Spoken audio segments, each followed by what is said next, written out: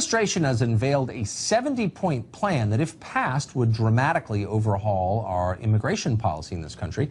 The plan calls for building a border barrier, a wall, making deportations easier, particularly of criminal aliens, and creating a new system of legal immigration that prioritizes people with skills rather than just letting in extended family members on the basis of blood ties.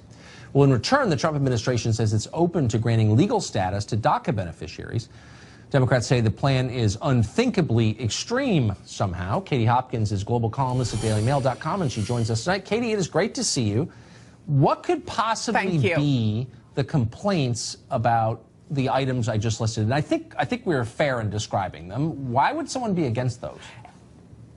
It's a crazy thing, you know. Trump's doing precisely the right thing here. He's trying finally to correct the massive presidential overreach by Obama in creating this Dreamer program. It reminds me very much of when my children do painting. They make the mess, but they're not there to tidy it up afterwards. I am. And Trump is like that. He's trying to tidy this up, put it through Congress, and make it actually legal and constitutional.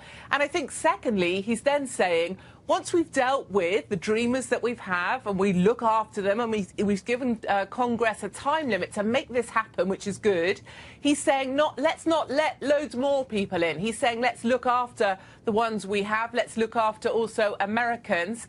And I think that's a positive thing. If you just keep letting migrants in, you become like Germany. And nobody wants to become like Germany. Except and I think the leaders I look at it a bit like a house. You know, I look after the children that I've got.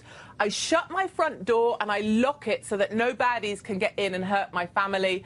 And then I also check my house out to check that none of my daughters have secreted any naughty boys in my kitchen, and I get them out as well. That's what Trump is delivering.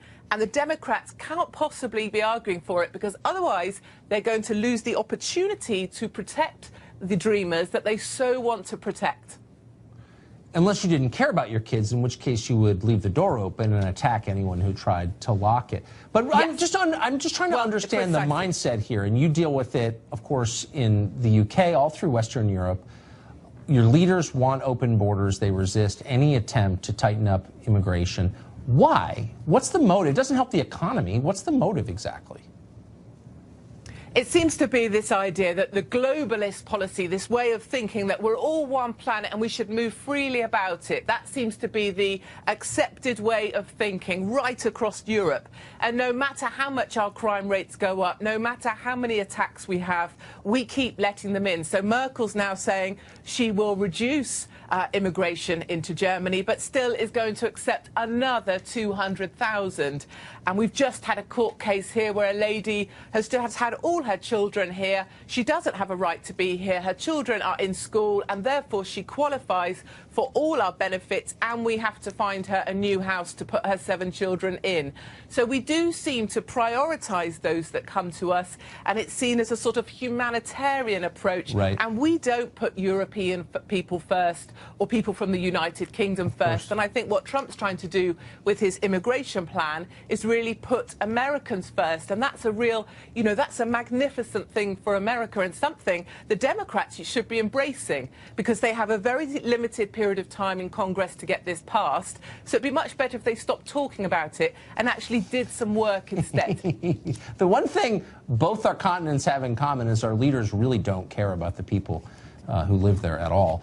So you've announced plans to go on a tour of British schools and deliver a series of lectures on terrorism. A lot of leaders in the UK are calling on schools not to allow you on campus. Are you going anyway? Yeah, so I get loads of emails from parents and from young people, my kind of 17 to 24-year-olds. They write to me because they don't get to say what they think in school anymore. In British schools, they teach that Trump equals hate. So they work that out, that Trump has a Muslim ban, that's intolerant, and therefore Trump equals hate. So they teach that to children aged 6 and 7.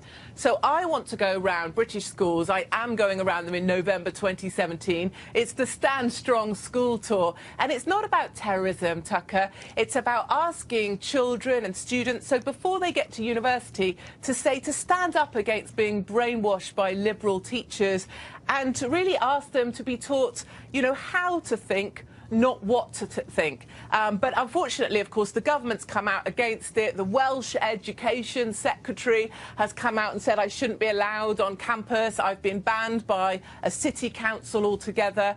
But parents are now coming up because they want me to come into the schools. But I think my main message is that it's just because I'm a conservative woman, and I think also being white doesn't really help. I think if I was a transracial pescatarian with a diploma in Islamic studies, I'd be incredibly welcome across our left-wing schools all over the UK.